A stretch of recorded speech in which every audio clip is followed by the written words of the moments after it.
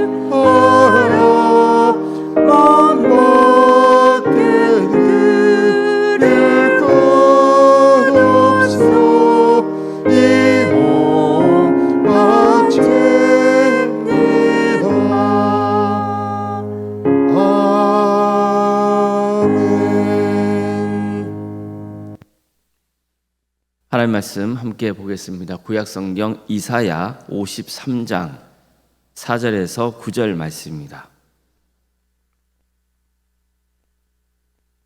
이사야 53장 4절에서 9절까지 말씀입니다.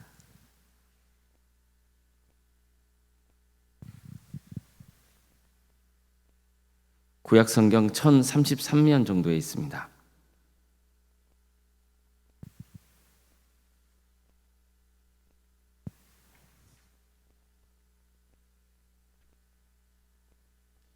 이사야 53장 4절에서 9절까지 말씀을 교독하시겠습니다. 그는 실로 우리의 질고를 지고 우리의 슬픔을 당하였거늘 우리는 생각하기를 그는 징벌을 받아 하나님께 맞으며 고난을 당한다 하였노라. 그가 찔림은 우리의 허물 때문이요 그가 상함은 우리의 죄악 때문이라. 그가 징계를 받음으로 우리는 평화를 누리고 그가 채찍에 맞음으로 우리는 나음을 받았도다. 우리는 다 양 같아서 그릇 행하여 각기 제 길로 갔거늘 여호와께서는 우리 모두의 죄악을 그에게 담당시키셨도다. 그가 곤욕을 당하여 괴로울 때에도 그의 입을 열지 아니했으며 마치 돛상으로 끌려가는 어린 양과 털 깎는 자 앞에서 잠잠한 양같이 그의 입을 열지 아니하였도다. 그는 곤욕과 신문을 당하고 끌려갔으나 그 세대 중에 누가 생각하기를 그가 살아있는 자들의 땅에서 끊어짐은 마땅히 형벌 받을 내 백성의 허물 때문이라 하였으리요. 그는 강포를 행하지 아니하였고 그의 입에 거짓이 없었으나 그의 무덤이 악인과 함께 있었으며 그가 죽은 후에 부자와 함께 있었도다. 아멘. 오늘도 새우기를 드리며 하나님의 은혜에 간구하는 모든 성도님들의 삶의 자리마다 또 하나님께서 친히 세우시고 다스리시는 동암교회 위에 하나님의 은혜와 평강이 충만하기를 주님의 이름으로 축원합니다. 사람들은 큰 죄를 지은 사람은 고통당하는 것을 당연하다고 생각하죠. 반면에 아무 죄도 없는 사람이 고난당하는 것은 너무 억울한 일이고 불의한 짓이라고 생각합니다. 죄가 있으면 벌을 받는 게 당연하고 죄가 없는 사람은 벌을 받아서는 안 됩니다. 죄가 약한 사람은 거기에 합당한 벌을 받는 것이고 죄가 중한 사람은 거기에 합당하게 중한 벌을 받아야 된다는 것이 당연한 우리의 상식으로 자리 잡혀 있는 거죠. 이것은 마치 1 더하기 2는 3인 것처럼 너무나 상징적이고 당연한 것입니다. 그럼에도 불구하고 죄를 짓지 않은 사람이 고난당하는 현실이 우리 땅에는 있는 거죠. 실제로 오늘 본문도 그런 모습을 보여주고 있는 거예요. 본문에는 죄가 없는 자가 고난을 당하고 있는 겁니다. 그런데 그가 고난당했기 때문에 우리가 평안을 누리고 치유함을 받았다고 되어 있죠. 죄가 없는데 징벌을 당했습니다. 사람들은 그가 뭔가 잘못했기 때문에 고난을 당하는 것이라고 오해합니다. 그런데 실상은 다릅니다. 그가 고난을 당하는 것은 우리의 허물 때문이고 그가 상처를 입은 것은 우리의 죄악 때문이라는 겁니다. 죄가 없는데도 고난당하는 자는 당연히 억울할 수밖에 없습니다. 그러면 그 억울함을 호소해야죠. 어떻게든 살려달라고 몸부림을 쳐야 되잖아요. 하지만 그는 그렇지 않습니다. 그냥 침묵할 뿐입니다. 오늘 본문을 구약시대의 제사제도와 관련해서 한번 보겠습니다. 사람이 죄를 지으면 흠없는 양을 데리고 성전에 갑니다. 그리고 죄를 지은 사람은 양의 머리에 자신의 손을 얹습니다. 이렇게 함으로써 그 죄가 양에게로 전가되죠. 이제는 양이 그 사람의 죄를 대신 지게 됐습니다. 그 죄 때문에 양은 도살당해야 했습니다. 양의 몸은 불태워지고 피는 제단에 뿌려져 있습니다. 아무리 말 못하는 짐승이라고는 하지만 너무나 억울할 것 같지 않습니까? 하지만 하나님은 이 과정을 허락하시고 이걸 통해서 인간이 짓는 죄가 얼마나 잔혹한 것인지 가르쳐 주신 겁니다. 뿐만 아니라 양이 대신 죽음으로써 자신의 생명이 보존되었다는 사실을 깊이 깨닫고 이제는 정말 거룩한 인생을 살기를 기대하셨던 겁니다. 하지만 어떻습니까? 인간의 죄악은 끝이 없었습니다. 그래서 수많은 짐승이 인간의 죄 때문에 도살당했던 겁니다. 따라서 이제 하나님은 당신의 아들 예수 그리스도를 이 땅에 보내셔서 모든 인류의 죄를 대신 지고 죽게 하셨습니다. 바로 오늘 본문은 장차 오실 예수님을 증거하고 있는 겁니다. 자, 예수님이 어떤 분이십니까? 그분은 죄가 전혀 없는 분이십니다.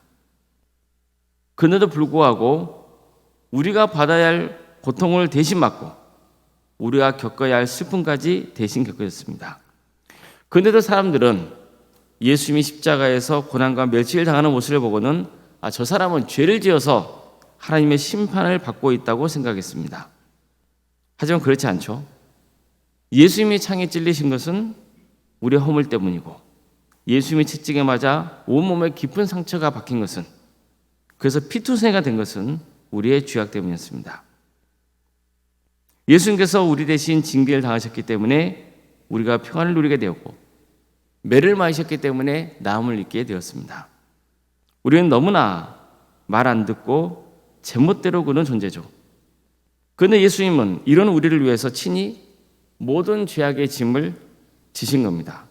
십자가를 지신 겁니다. 정말 우리가 이러한 예수님의 십자가 사람을 깊이 묵상한다면 예수님 십자가, 곧 내가 졌어야 할 그 십자가였다는 것을 정말 마음 깊이 새길 수만 있다면 어떻게 우리가 함부로 그릇된 길을 갈 수 있겠습니까? 주님이 얼마나 값비싼 대가를 치르고 우리를 구원해 주셨는지를 안다면 어떻게 주님을 떠날 수 있습니까? 예수님은 그저 묵묵히 고난을 감당하셨습니다. 이런 예수님을 우리가 진실로 믿는다면 어떻게 함부로 주님을 원망하고 부정하고 비난할 수 있습니까? 어떻게 사람을 함부로 정죄할 수 있습니까? 어떻게 십자가 예수님을 믿는 우리가 자신을 높일 수 있습니까? 정말 십자가를 바라볼수록 우리는 주님의 한량없는 은혜를 깨달을 수밖에 없는 겁니다. 예수님이 이런 극심한 고난을 당하고 죽으신 것은 우리를 하나님의 나라로 인도하기 위해서입니다.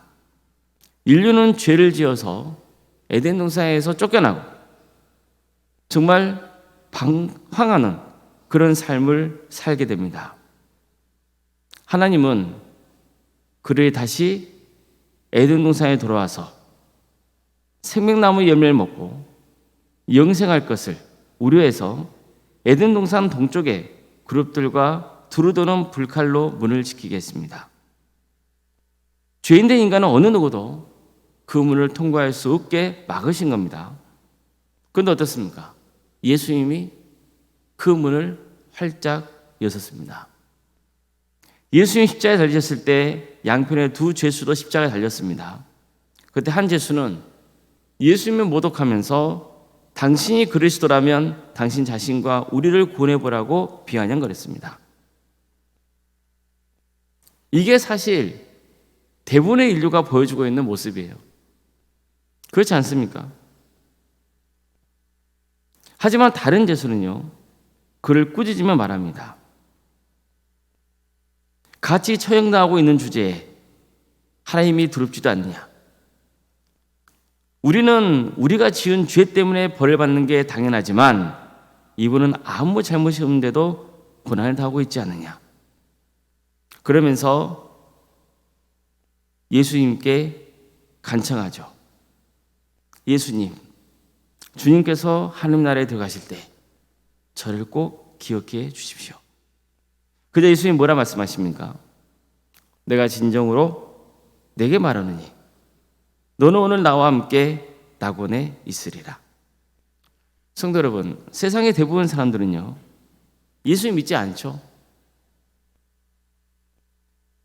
자신이 죄인인 것을 망각하고 살아가죠. 그러면서도 예수님을 비난하고 정죄합니다.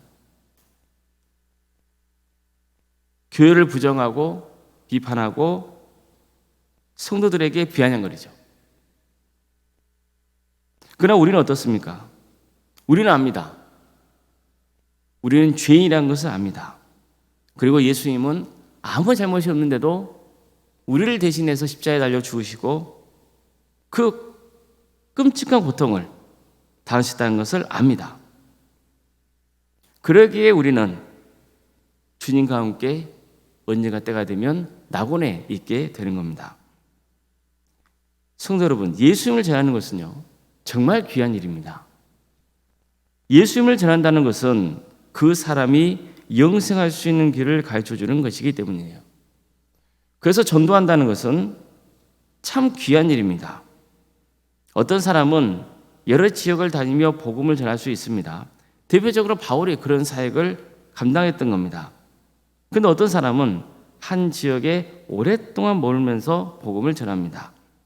한때 세계 선교가 불이 붙던 때에 많은 선교사들이 배출되어서 해외 각지로 파견된 일이 있었습니다. 이렇게 해서 우리나라에도 선교사들이 들어와서 복음을 전했고 이를 계기로 많은 사람이 예수님을 믿게 된 겁니다. 얼마나 좋은 일입니까? 그런데 또 한 가지 선교 활동이 있습니다. 떠나는 선교가 아니고 머무는 선교입니다. 나의 일상의 삶 속에서 예수님의 사랑을 펼쳐가는 겁니다.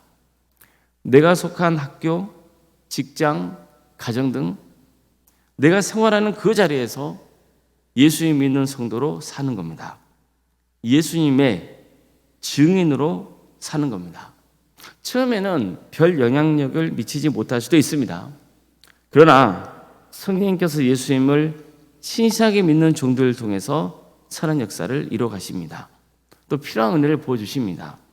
샘을 주십니다. 그래서 예수님 십자가를 붙들며 복음의 사람으로 살도록 이끄십니다. 결국 이런 자들에게 천국의 문이 열리는 겁니다. 성도 여러분, 주님께서는 우리를 왜 부르신 겁니까? 우리를 구원시키려고 부르신 거죠. 우리를 구원의 길로 인도하려고 부르신 거예요. 이것만 우리를 부르신 이유일까요? 그렇지 않습니다. 복음을 전하라고 부르신 겁니다. 자기가 속한 그 자리에서 최선을 다해서 예수님 십자가를 붙들고 그 사랑을 전하라고 우리를 부르신 겁니다. 오직 복음입니다. 세상 사람들은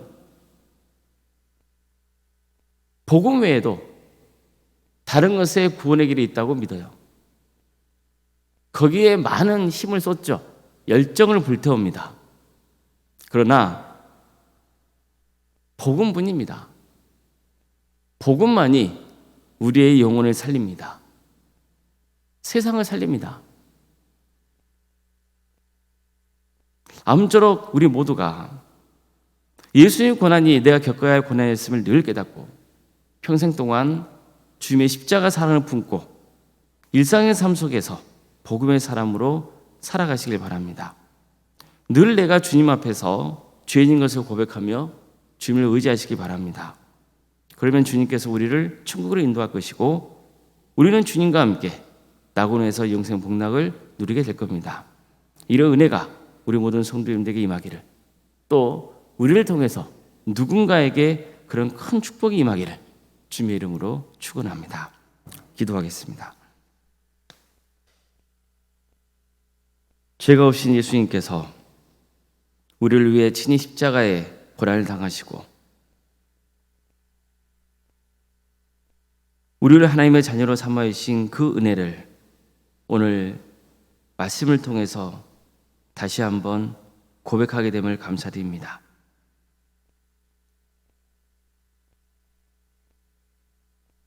예수님이 창에 찔린 것은 우리의 허물 때문이고 예수님이 책지에 맞아서 온몸에 깊은 상처가 생기고 피투성이가 된 것은 우리의 죄악 때문입니다. 주님께서 우리 대신 징계를 당하셨기에 우리가 평안을 누리고 주님께서 책직을 맞으셨기에 우리가 나음을 입었습니다. 예수 그리스도의 십자가의 사랑과 그 은혜 마음에 깊이 새기게 해주시고 평생의 삶 동안 주님의 십자가 바라보며 나아가게 하여 주시옵소서. 우리는 너무나 이기적이고 너무나 제멋대로 올 때가 참 많습니다. 예수님을 믿는다고 하지만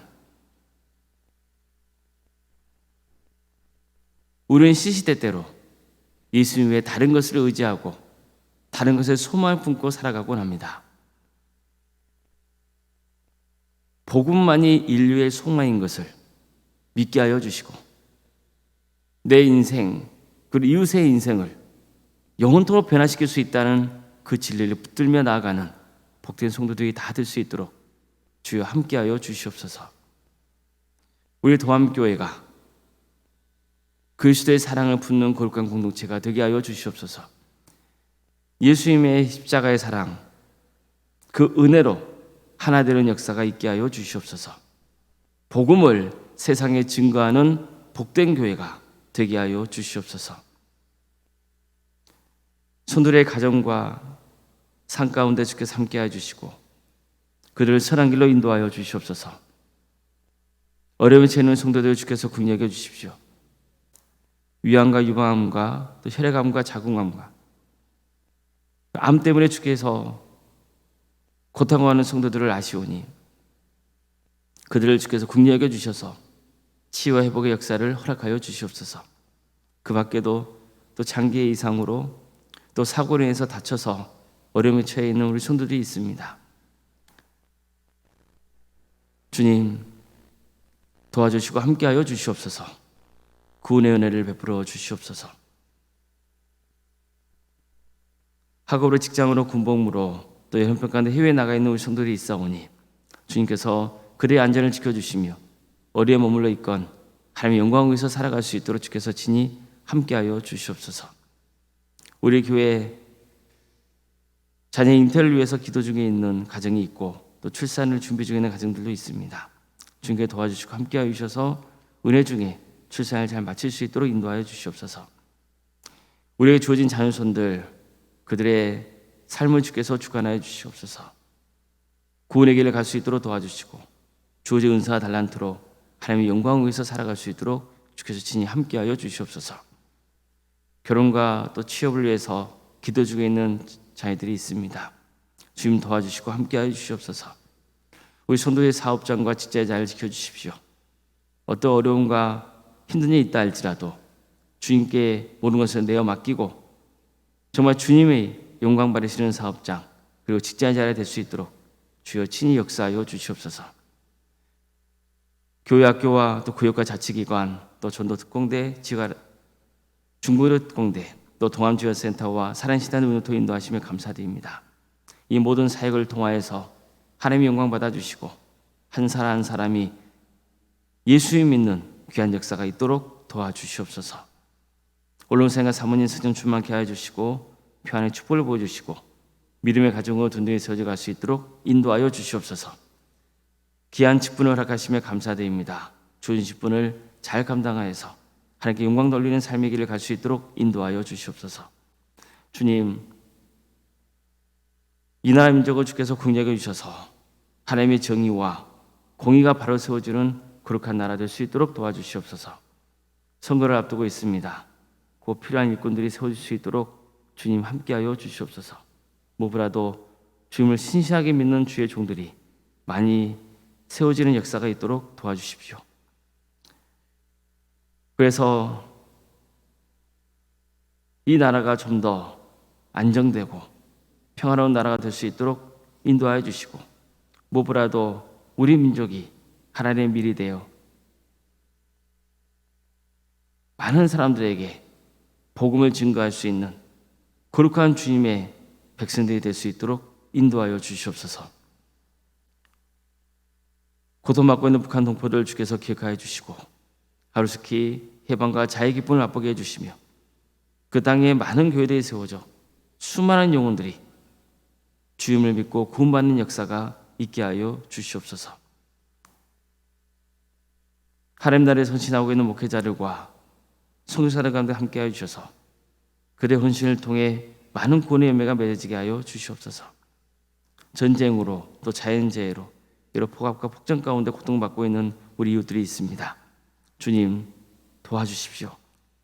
악한 권사들은 반드시 하나님 때에 심판하여 주시고 고통받고 있는 우리 이웃의 눈물을 닦아주시며 그들의 삶을 다시 치유하고 회복시켜 주시기를 소망하오니 도와주시고 함께하여 주시옵소서. 오늘 하루도 주님의 은혜 속에 살아갑니다. 우리 성도들의 삶을 지켜주시고 선한 길로 인도하여 주시옵소서.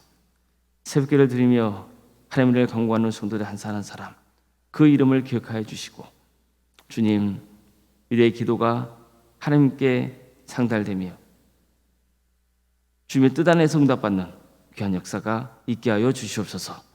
거룩하신 예수님의 이름으로 기도드리옵나이다. 아멘.